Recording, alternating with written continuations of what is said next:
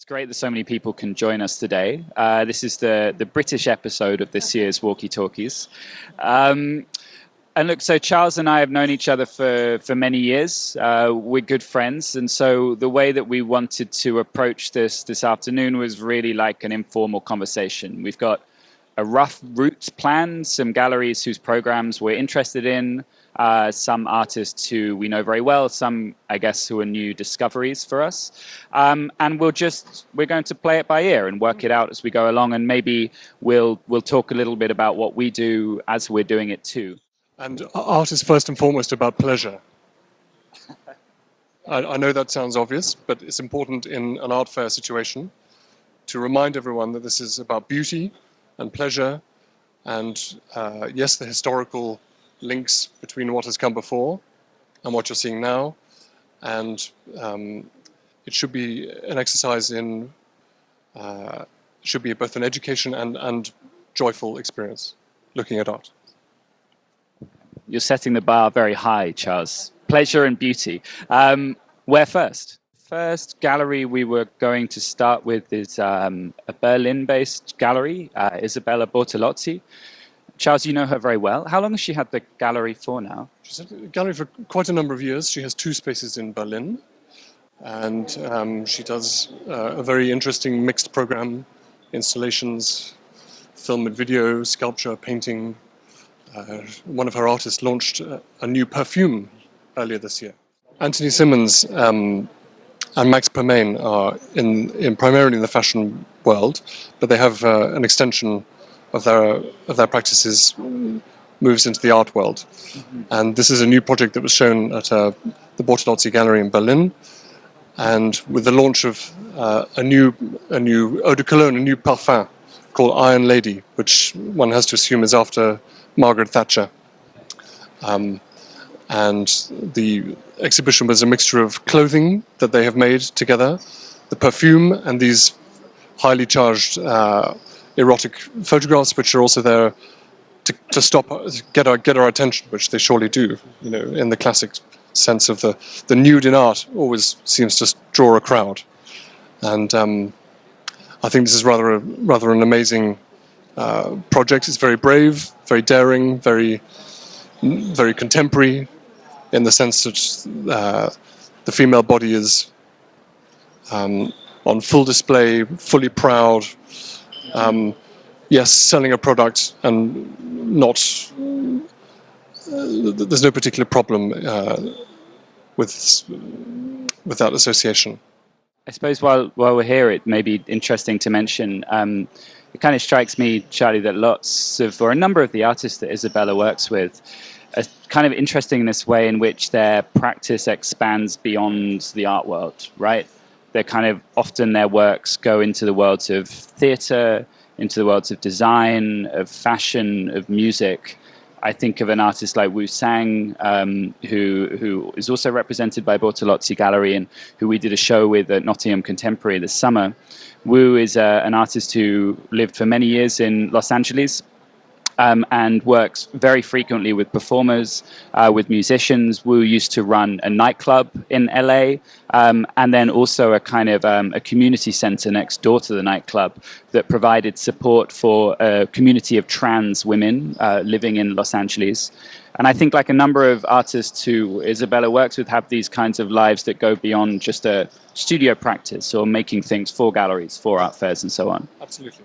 And on the next stand, the Cabinet Gallery stand, we'll see work by Lucy Mackenzie, who has a side branch of her practice is a fashion company called Atelier EB, which is becoming quite famous in its own right, actually. Yes. And she has a show at the Serpentine. So again, yes, the studio is only a fraction of the entire practice in a way.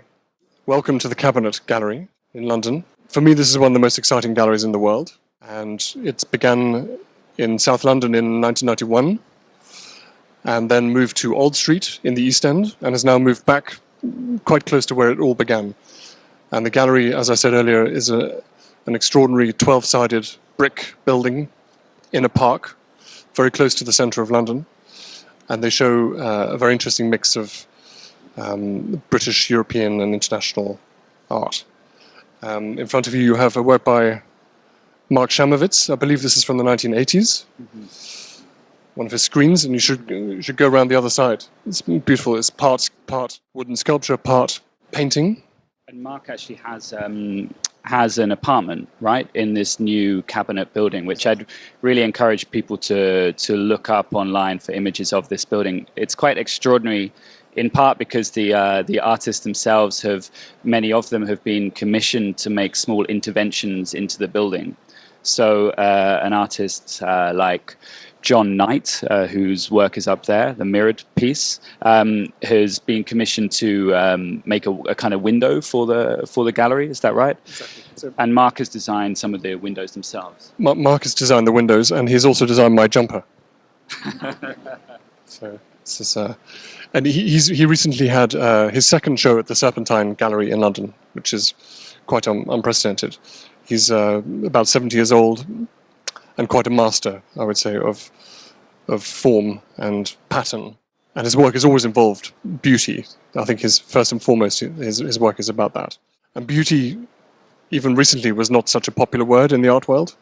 It's become, the idea, concepts of pattern and beauty have re-emerged as being important characteristics. So with Mark's work, I think there's often this kind of a sense of a dialogue with artists of many different generations, or a dialogue with art history, really. So he had an exhibition of his work at Nottingham Contemporary about 5 years ago. And within that exhibition, which included screens like this and a whole number of different kinds of works on paper and paintings, he also included the works of other artists as well.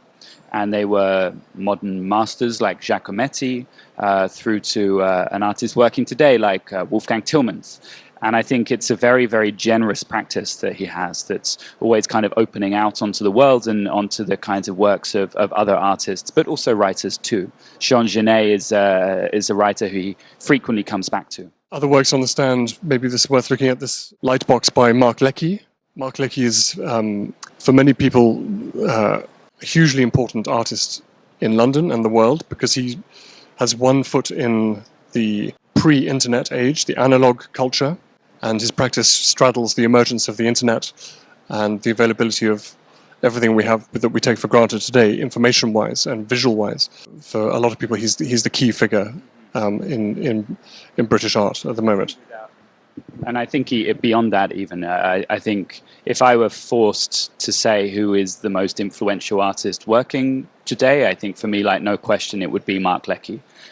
And it's in part because, as you say, generationally, he kind of straddles this pre and kind of post-internet world. But often the work, as Mark likes to say, has a kind of foot in the digital and in the actual. They're sculptures that seem to have erupted from the internet or from our kind of digital imaginations, and vice versa too. Objects often kind of find digital form. And I think that kind of ping-ponging back and forth between the kind of immaterial, between the kind of digital, and the kind of the very physical is kind of something that's going on with this kind of RGB screen here. So Gillian Carnegie is a British artist, a painter. This is her cat, was her cat. I think it was called Prince. Prince died, very sadly, recently. She's always painted her cat, her immediate environment, and there's a painting on the wall of a bunch of flowers, which you can see. This is a bunch of flowers in a Evian or a Vittel bottle that is cut in half and has dried flowers. And she's been painting this same group of dead flowers for about 10 years now. Always in different, slightly different positions, but essentially the same thing. And this sense of repetition, I think, is hugely important in her work. In terms of the color schemes, they're very reduced, they're very simple. It is about the object in a space. And I think there are very few people who can paint in this way right today. I think it's extraordinarily virtuoso practice. So I do buy art and have bought art for 25 years or so.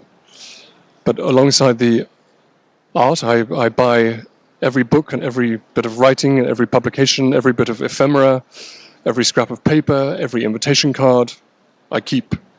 I'm fascinated by paper, I'm fascinated by ink, typography, all the things that go around the object. So, for example, when this was exhibited or versions were shown at the Tate Gallery, there would have been a series of publications and ephemera available around it. I think it's important to collect this. I do that for artists throughout my collection, and I think that's very important. Rather than just having the object on the wall, which is also a beautiful thing, it's important to have the story behind, with the artist's words and the artist's story and why they made what they made. Because sometimes it's not so obvious, and also it's about truth, I suppose. Essentially, what I care about in the future, that you can prove why something was made. There's a lot of mythologizing in the art world, and I like to have to know where I can find clarity for myself. Maybe we should keep walking, but I think it would be interesting to kind of continue this thread of books. I started out actually not working in museums, but working as a writer and as an editor. And when I first started to do studio visits with artists, the reasons I did them was because artists are just the best readers, and going into an artist studio, often seeing what books they have on their desk, on their shelf, tells you huge amounts about the work. And it, for me, kind of as somebody who was, I suppose, new to working with artists, for me it was really my kind of gateway, my kind of way into thinking about how artists make work today and why, what their references are. And I knew that if I saw the same book several times in different artist studios, then that was probably something I should read. And today, still, a lot of my kind of recommendations for books come not from writers or editors, but actually from artists. This is Palazzo Gallery. I first went to this gallery, which is in a fantastic palazzo, hence the name, in a square in Brescia. And I think the program has been really consistently rigorous. And I think I haven't seen this booth until right now, like you, maybe. But I have to say that in terms of display and a certain attention to detail, I like, as usual, every year what they do. How do I archive? Two ways. The most simple way is I get every January the 2nd, I take a big envelope like this, and I write 2018 on the outside. And everything that I think is interesting in terms of printing and visually interesting or links with what I have been buying, it goes straight into this folder. And at the end you have this thing that weighs maybe 2 or 3 kilos of beautiful things, sometimes very small, sometimes a little print or whatever.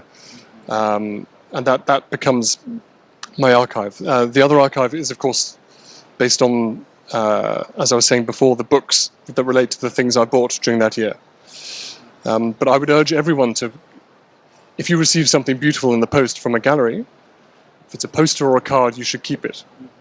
Just put it away in an envelope with the year on it. You don't need to do more than that. That can be done at a later date. Reminds me of something that someone once told me, that the difference between a collector and a hoarder, that the only difference between a collector and a hoarder is that a collector can still see the corner of their room. But I like that you have a system. This envelope system keeps the collecting organized and so on. Yes. Yeah. Maybe just a little bit of order. That's all you need to do.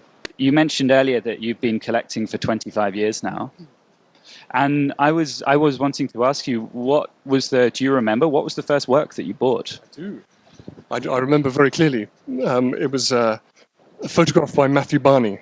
And I don't know who knows Matthew Barney, but he's quite well known now. And the work cost $4,000. I had $2,000. I called my father. I said, I've seen this thing. It's amazing. I feel it's really extraordinary. And he said, describe this photograph. And my father, so I had to explain this photograph. I said, there's a man standing outside in the countryside. He's wearing a white suit and he's holding the horn of a sheep. And there was a pause on the phone and my father said, okay, sounds good. And my father has no idea about contemporary art. And it was just a beautiful gesture from him to help support my collecting. And then the gallery, in those days, they came around with a transparency. So now we use JPEGs, but in 1993, you had a beautiful photograph, essentially, of the work, which cost €50 to make, I think, each one. And you would be given this as the collector. So long before I had the work, I had this transparency, and it was a wonderful thing to have. And after I bought it, I felt a bit sick, because spending money on art is, it's a risk, it's an emotional reaction to something, and I still feel sometimes quite slightly nauseous when I've bought something. It's a normal reaction, and if you feel it, that's good. And because you've jumped off out of a comfort zone. To take a risk, requires some self-confidence and a moment of, you must trust yourself and your eye. But trust yourself when you've seen lots and lots of art. That would be my only advice. We've moved from pleasure to nausea somehow, but so now where are we? Well, yeah, maybe appropriately, we're in Rodeo Gallery, back in London. Rodeo Gallery is really one of my favorite galleries in London. They haven't always been based in London. For many years, probably about 8 or 10, they were based in Istanbul, if you know the city, the kind of area of Beyoğlu on the European side of the city. And the gallery was founded by Silvia Kuvali, who is around here somewhere, who is from Athens. And I think one of the things I really loved about Rodeo's gallery was the ways in which they would bring some of the most kind of, for me, quite surprising relationships or conversations between different artists of different generations. So that might be a kind of older painter like the wonderful artist Lucas Duvenhoger, who lives in Istanbul still. An artist like Apostolos Georgiou, whose painting is here. And if for any of you who visited Documenta this summer, a huge exhibition which happens every 5 years in Kassel in the middle of Germany, this year extended to Athens as well. Apostolos' paintings were installed in a kind of modernist concert hall in Athens to quite extraordinary effects, and was really one of the highlights of that exhibition here. And then this is Ian Law, who is a young British artist who, as we were remarking yesterday, if anybody is a fan of early Woody Allen films, Ian looks exactly like Woody Allen. Late 70s period, I would say. And this is a work of Ian's. Do you want to say anything about Ian's work? I actually, I've seen a bit of Ian's work. I'm still developing my interest in it, but I've seen this for the first time now, and I like it instinctively. I can't tell you immediately why, but that's part of the process that you go through. But there's something sophisticated about it, I would say, immediately. They look like seat covers with their covers removed. It's the foam in between, and then he's with a knife or perhaps a hot instrument cut out these flowers. And I think as a structure, it's extremely beautiful. I'd like to see it without everything else around it. I think it would be very strong in a space. And yeah, with Ian's work, it's often using these kind of quite poor materials. I think there's a kind of real resonance with his work as a young artist, actually, with some of the Italian art of the 1960s and 70s, with arte povera. And I know a lot of Italian collectors are very interested in the work. It seems to make a certain kind of sense here. But as you say, Charlie, he was often finding these kind of surprising moments of beauty or of poise in the kind of the most everyday of materials. Absolutely.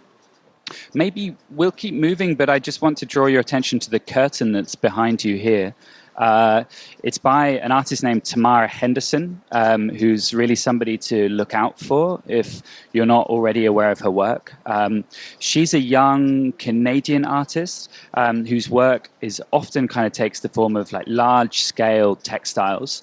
She works with different costume designers. She kind of hand sews everything herself. And often they take the form of costumes in performances that she organizes as well. I don't know if you've seen any of the performances. They're very funny. There's a kind of real sense of humor in her work, a real sense of joy, and I think back to that kind of idea of pleasure, a kind of visual pleasure, that when this was first shown, it was really one of dozens of these kind of curtains surrounding the gallery. And I think that's one of the things to be mindful of in an art fair, that you're seeing works taken out of context to a degree. This is like not the kind of full-on immersive installation, but I think it still gives you a really amazing sense of what Tamara is up to. The booths we've chosen to walk around are all unusual in the way they've installed their work. And I think that's a very good sign if you're thinking of becoming collectors or purchasing art in any way, that you can tell a lot about a gallery by the way things are installed. Mm-hmm. And I think the Rodeo has made a real effort, like Cabinet before.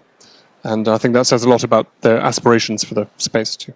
And I guess the kind of short answer is, in all kinds of ways, right? There's never a fixed rule. So Nottingham Contemporary, where I started working a year and a half ago, when I started, there was 6 months worth of exhibitions in place. And as you know, Charlie, exhibitions can take a long time to organize. They really do. And it's years in often. And so the idea of starting with a program with, after 6 months, nothing was there, was terrifying for a moment.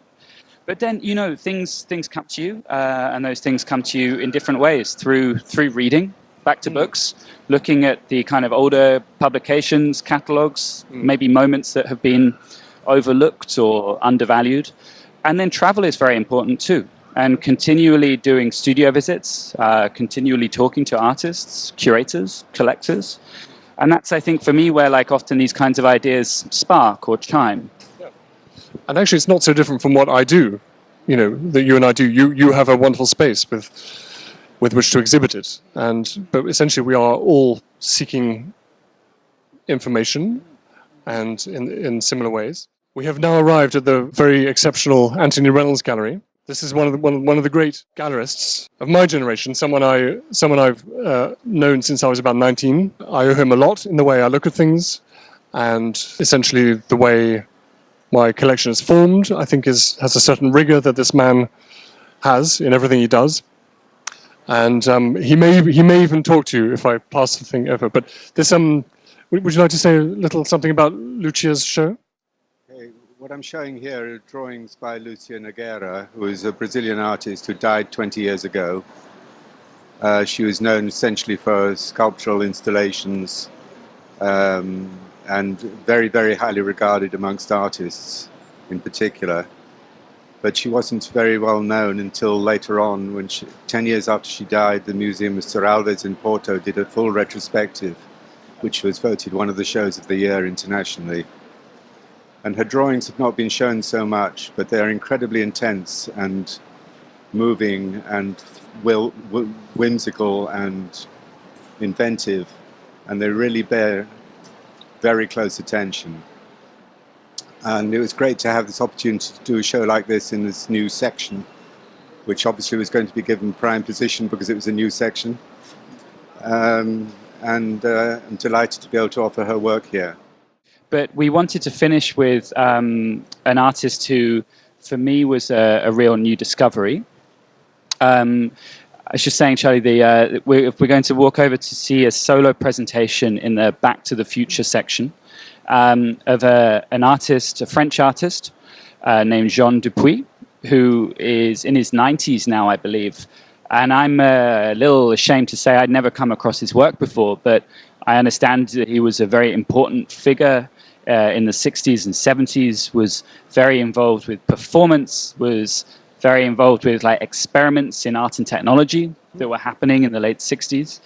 And at some point got so frustrated with painting that he actually threw all of his paintings into the river. Into the River Seine in Paris. And so he kind of started completely afresh in 1967.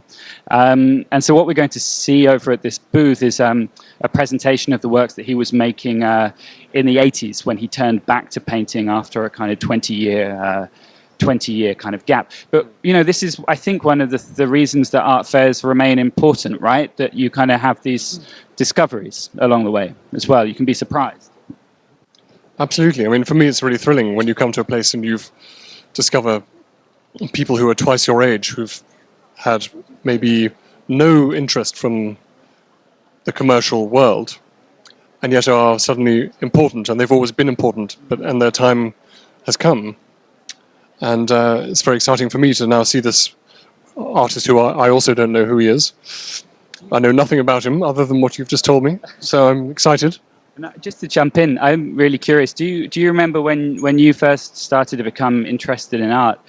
what was the first art fair that you went to? Were you going to, Cologne or to Basel or wherever back in the, when you were starting out? The first art fair I think I went to was Bologna. Okay. And I don't know if Bologna still has an art fair, but it does apparently. Okay, good. Well done, Bologna. That's good news. Yes, I don't go to all the art fairs because if I did, I'd never be at home.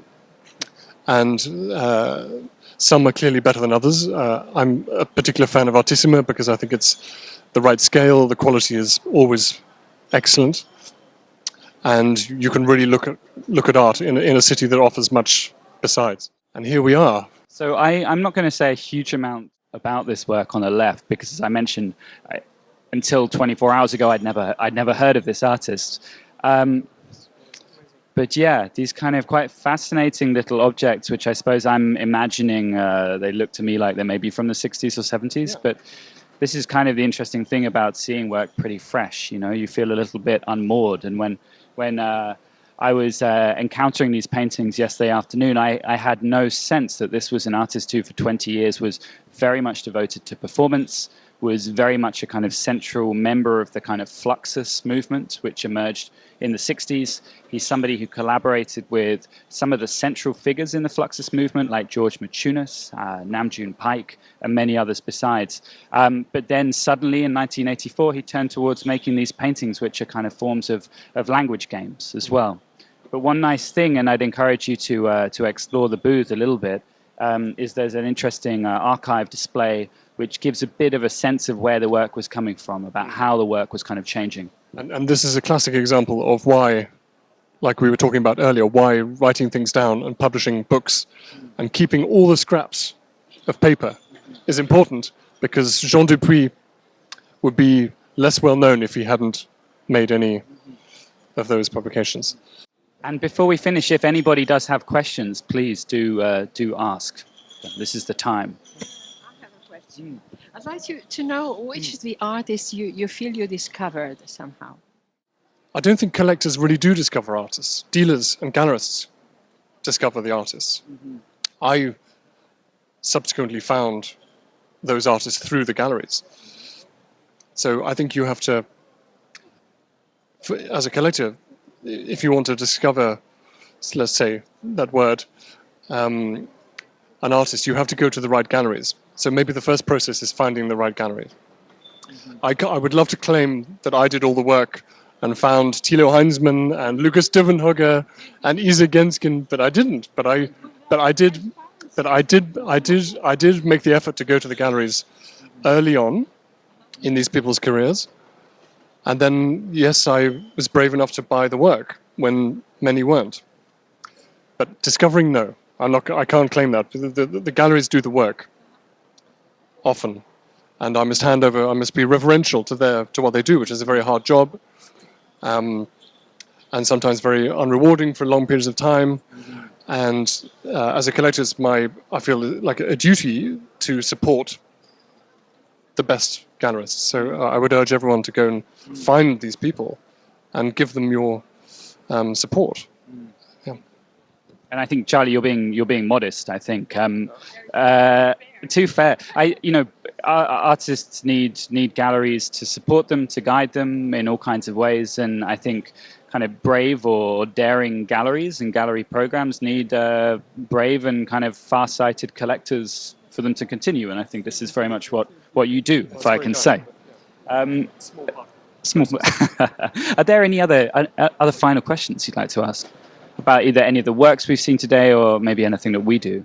Actually, Sam, I think you should also take credit. I think that those of us on the non-for-profit side, the museum side, and also spend a good portion of our career often with pay that is not very high, and it's out of passion. And I think that colleagues, certainly I as a colleague am attracted to the colleagues that I think really not only convey a passion, but I might not like every show, but there is a precision, there is a craft, there is a dedication in academia. And those are the institutions that I certainly follow, even living thousands of miles away. and I do think that the public institutions do so much for the artists. And so you should definitely support your public institutions, give them any money that you have, and open your homes and any kind of support you can to artists that come to the city, or curators, writers that come to the city, and that's really important. So I think all the legs of the table in some way. But I want to thank you both for taking the time to join us and to have this beautiful talk. It was really, really quite beautiful. Thank you so much. So, Thanks. Grazie. Grazie. Thank you.